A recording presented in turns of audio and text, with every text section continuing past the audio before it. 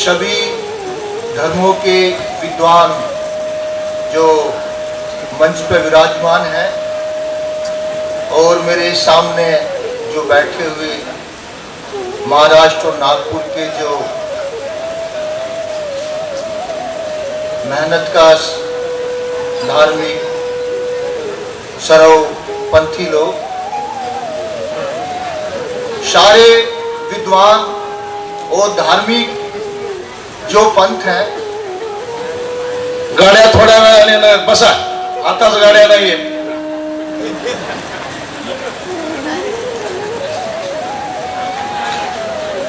सभी संत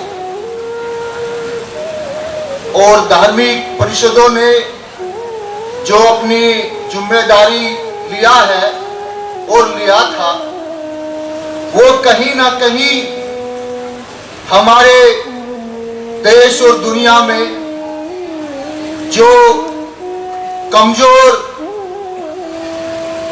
पड़ता हुआ नजर आया, उसी बीच में ये हमारे जो परिषद है, जो लगभग 13 और 14 परिषद हो रहा है, ये उस जिम्मेदारी को निभाने की कोशिश कर रही है। साथियों, आज के इस दौर में, इस समय में जिस तरह का संकट आया हुआ है, इस संकट में वैचारिक संकट, धार्मिक संकट, आर्थिक संकट, सामाजिक संकट, जो संकट है उसका एकमात्र हल है कि हम सभी धार्मिक लोग, सामाजिक लोग, सांस्कृतिक लोग, सभी धर्मों के मानने वाले लोग एक साथ बैठकर मिलकर ये सोचे कि ये जो मनुष्य है ये बचेगा या नहीं बचेगा, धर्म बचेगा नहीं बचेगा। जिस धर्म की परिभाषा हमारे संतों ने बनाई और अभी यहाँ तक आई, ये परंपरा कितनी दूर तक चलेगी, ये जो परिषद है, इस परिषद को देश और दुनिया के धरातल पर सोचने का एक चुनौती दे दिया है। इसलिए परिषदें हमारे देश दुनिया में हो रही हैं, लेकिन ये खास परिषद जो नागपुर शहर में हो रही है और जिस राजधानी दिल्ली से मैं आया हूँ, वहाँ भी बहुत सारी परिषदें होती हैं, लेकिन ये परिषद अपने में एक बड़ी परिषद है, संकट को कम करने की परिषद है, ज्ञान को आगे बढ़ाने की परिषद है और धर्म का असली मतलब बनाने समझाने की ये परिषद है। इसलिए मैं ये समझा, जो दिल्ली से आया हमारे साथियों ने बताया कि आप भी आइए, मैंने भी सोचा मैं भी चलूं और अपने गुण और अवगुण जो मैं जानता हूं विद्वानों के बीच में जाके रखूं।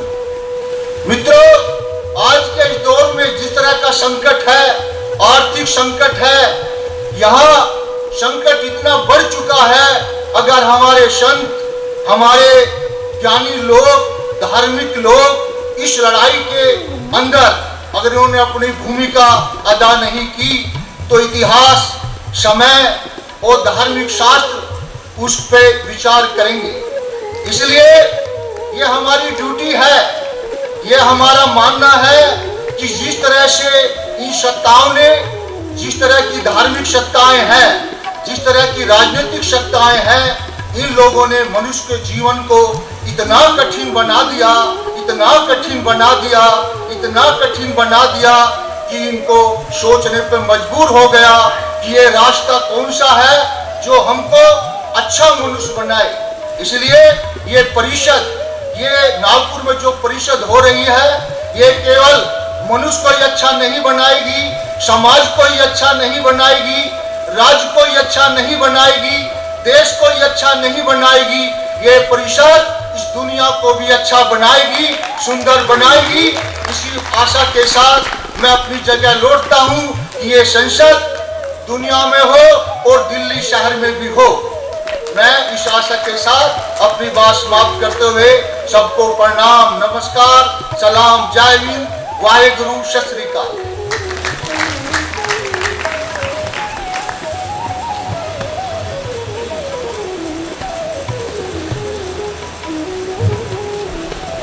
आदरणीय मंच पर बैठे सभी धर्मों के गुरु, सामने बैठे मेरे भाइयों और मेरी बहनों, सर्वधर्म सर्व पृथ्वी सामाजिक परिषद जे जो आज इस कार्यक्रम में हमें निमंत्रण दिया है, एक बहुत बड़ा प्लेटफॉर्म है। हमें समय सिर्फ 2 मिनट का दिया गया है, वो भी सेक्रेटरी साहब का बहुत बहुत धन्यवाद जो 2 मिनट का भी समय दे दिया, क्योंकि मेरा कोई नाम नहीं था इस मंच के अंदर में। फिर भी मेरे को मलकीत सिंह बल, हमारे जो सिख कौम के विदर्भ के लीडर हैं, जिनके कहने पर सिख धर्म चलता है, उनके कहने पर मैं आज जहां उनके साथ आया हूं। हमें अच्छा लगा आप सबको देख के, और आप सबका जो मैसेज है ये ऑल इंडिया नहीं अंतरराष्ट्रीय तक पहुंचने वाला है। क्यों कि आपकी प्रेमता और आपका इतने घंटों तक बैठना ही एक प्रेम का, एक शांति का मैसेज मिलता है हमें। हम भी एक मंच चलाते हैं, अंतर्राष्ट्रीय सर्वधर्म सद्भावना समिति, मैं उसका वाइस प्रेसिडेंट हूं। मैं बहुत मंचों के साथ जुड़ा हूं, बहुत मंचों वाले हमें बुलाते हैं, हम अपना समय निकाल कर जरूर जाते हैं। लेकिन दोस्तों, आज इस मंच के ऊपर में जो मेरे को देखने को मिला, जे सिर्फ एक शांति का पैगाम देखने को मिला। शांति कैसे आएगी? शांति जो है ये हम लोगों ने भंग किया हुआ है, हमारी अपनी वजह से आ रही है। शांति अपनी वजह से ही जाती है, हमारी अपनी वजह से आती है।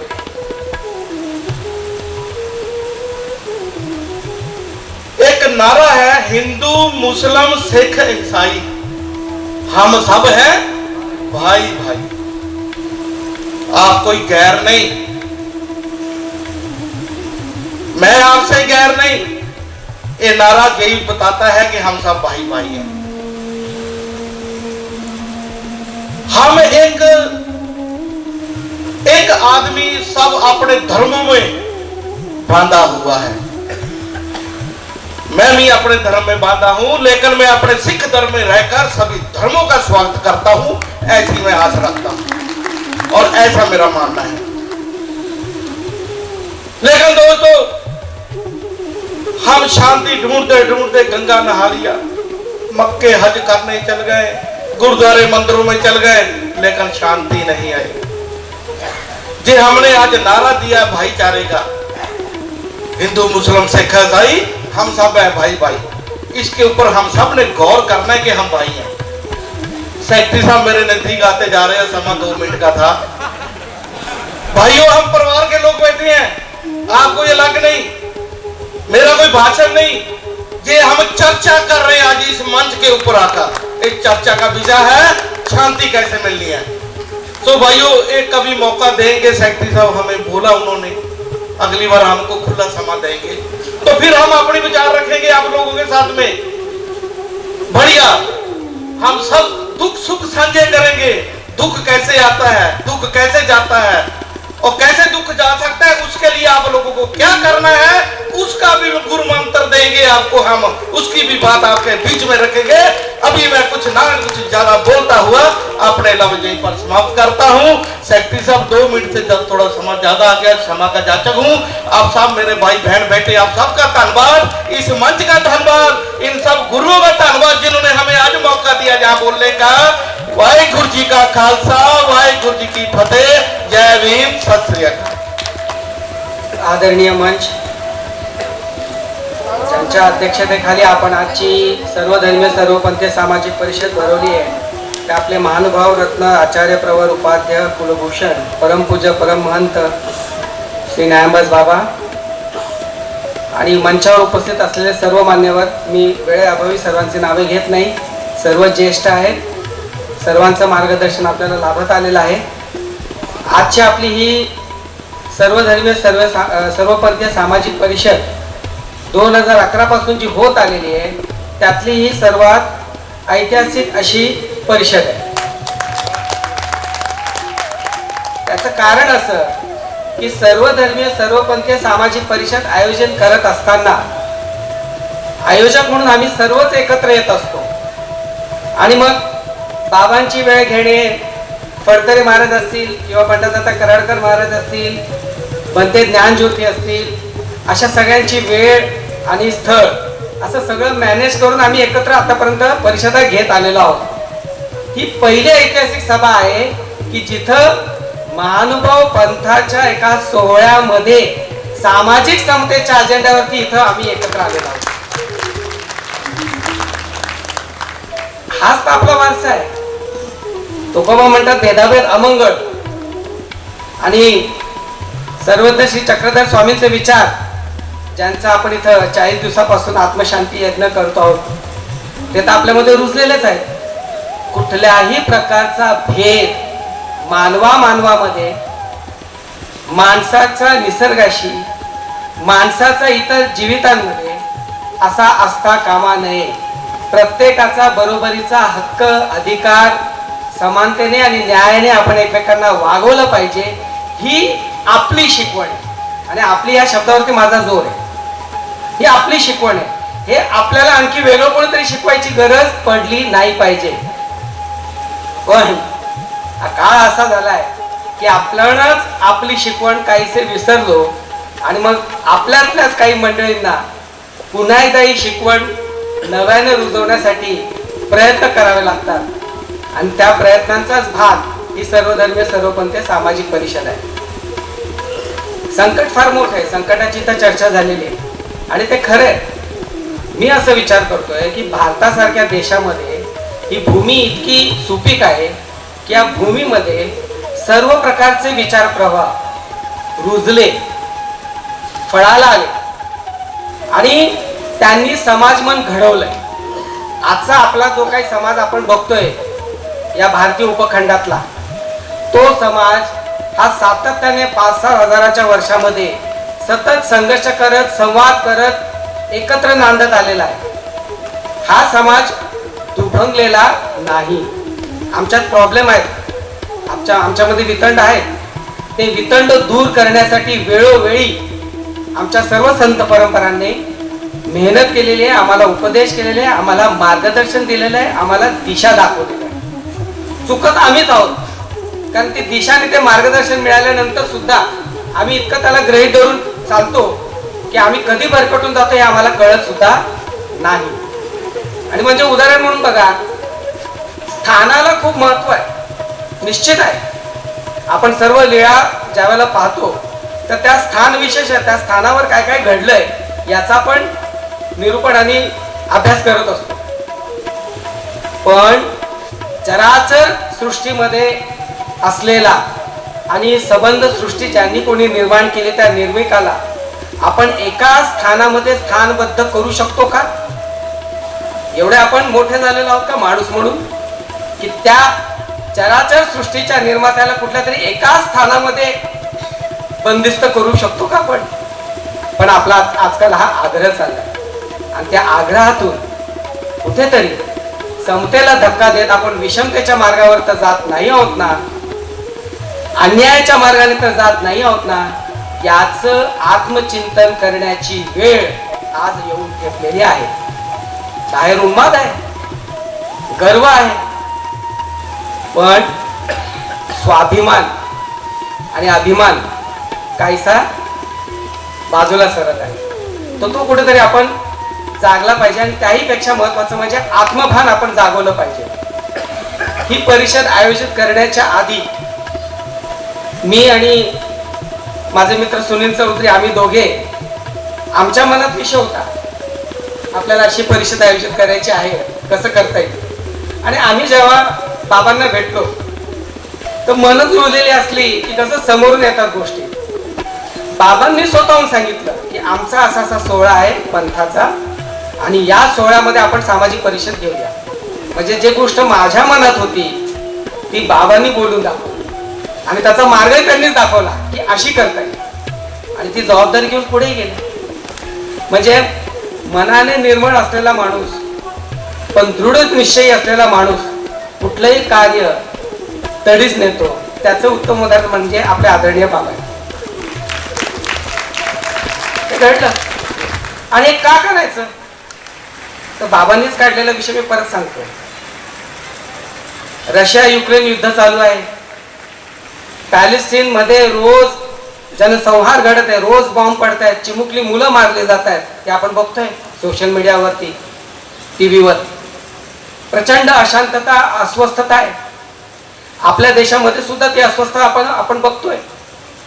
निसर्ग लहरी झालाय ज्याच्याबद्दल आताच सागरधारा या पर्यावरण तज्ञांनी सांगितलंय. पृथ्वीचं तापमान वाढलंय आणि मला निसर्गाचं आणि माणसाच्या तापमानाशी खूपच जवळचं नातं आहे. जसं जसं पृथ्वीचं तापमान वाढत चाललंय तसं तसं माणसाच्या मेंदूचंही तापमान वाढत चाललंय आणि तो भरकटत चाललेला आपण बघतोय. हे घडत चाललंय. आणि मग शांत डोक्याने कुठेतरी नीट व्यावहारिकपणे थांबून विचार करणे, एकमेकांशी संवाद साधणे, एकमेकांशी नातं जोडणे याला आपण आता प्राधान्य देईन असे झालो.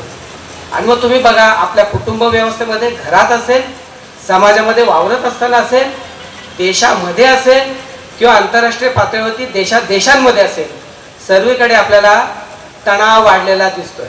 हा तणाव कमी करणार कसा? हा तणाव कमी करण्याचा एकमेव मार्ग म्हणजे हजारो वर्षापासून आमच्या संत परंपरांनी जो मानवतेचा संदेश दिलाय आणि मानवतेचा संदेश देत असताना सामाजिक समतेचा जो आग्रह धरलाय आहे, भेदाभेद नाकारण्याचा जो आग्रह धरलाय, तो आग्रह आपण नीट समजून घेतला पाहिजे आणि त्याप्रमाणे आपण कुठेतरी वागलं पाहिजे. तो आग्रह, तो विचार समाजामध्ये रुजत राहावा, संवादाच्या जागा अजून वाढत राहाव्या. आपण एकमेकांना सांभाळत, एकमेकांशी संवाद करत, एकमेकांचा हात धरत, भेदाभेद अमंगळ मानत, सर्व भेद बाजूला सारून माणूस म्हणून या प्रकृतीशी आपलं संवादाचं नातं जपत नवा समाज घडवण्याच्या दिशेने जाऊया. नवं समाज मन घडूया. आणि समाज मन घडवण्यासाठी आपली ही हजारो वर्षाची जी परंपरा आहे ती आपली दिशादर्शक आहे, मार्गदर्शक आहे. त्या दिशादर्शक मार्गदर्शक असलेल्या या परंपरांची कास धरूया, एवढंच ह्या परिषदेचं उद्देश आहे. जाता जाता मी एवढंच म्हणेन, आताच्या या कालखंडामध्ये असे उपक्रम, अशा प्रकारच्या परिषदा होणं हे खूप गरजेचं आहे. म्हणून मी म्हटलं की हे ऐतिहासिक आहे. वारकरी संप्रदायाचे हरिभक्त पारायण फडतरे महाराज इथे आहेत, महानुभव पंथाच्या मंचावर आहोत, शीख धर्माची मंडळी इकडे आहेत, माझ्यासारखे कार्यकर्ते मंडळी आहेत. तुम्ही ईश्वरवादी आहात का निरीश्वरवादी आहात हा मुद्दा गौण आहे. तुम्ही धार्मिक आहात की अधार्मिक आहात हाही मुद्दा आता गौण आहे, त्यांचा शब्द छळून जातो. तुमचा व्यवहार हा माणुसकीचा आणि समतेचा आहे की नाही हा मुद्दा महत्वाचा आहे. आणि हाच आग्रह आपल्या सर्व संतांनी दिलेला आहे. आपण आपल्या संतांची शिकवणुकीच्या अनुसार आपण यापुढे चालत राहूया, संवाद करत राहूया, एकमेकांना सहकार्य करत राहूया आणि खऱ्या अर्थाने मानव मुक्तीचं, समतेचं समाज मन घडवूया. एवढं बोलून मी इथंच थांबतो. सर्वांना धन्यवाद. नमस्कार दोस्तों, हमारे न्यूज चैनल न्यूज इंडिया को लाइक कीजिए, शेयर कीजिए, अनसब्सक्राइब कीजिए. हम मिलेंगे फिर. धन्यवाद.